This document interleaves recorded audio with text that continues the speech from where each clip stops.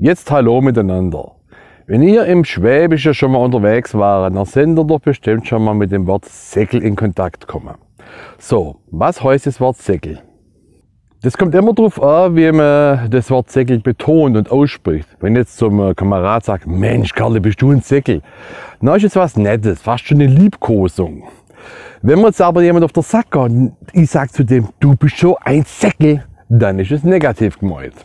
Natürlich kann man mit dem Wort Säckel rumspielen und rumkombinieren, indem es mit weiteren Wörtern ergänzt. Zum Beispiel Taubersäckel, Blädersäckel, Riesensäckel. Oder man kann es auch für einen Bewegungsablauf verwenden, wenn einer von A nach B säckelt, also hin und her rennt.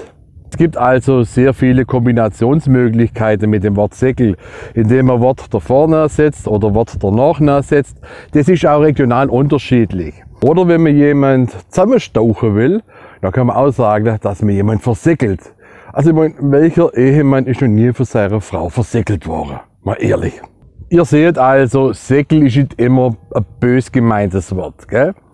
Und noch gibt es noch das Wort Säckel als Bezeichnung für den männlichen Penis. Daher rührt auch das Wort Muggesäckele als kleinste schwäbische Maßeinheit.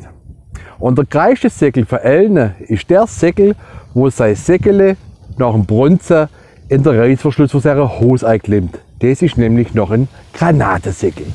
Also, bis zum nächsten Mal, macht's gut. Tschüss.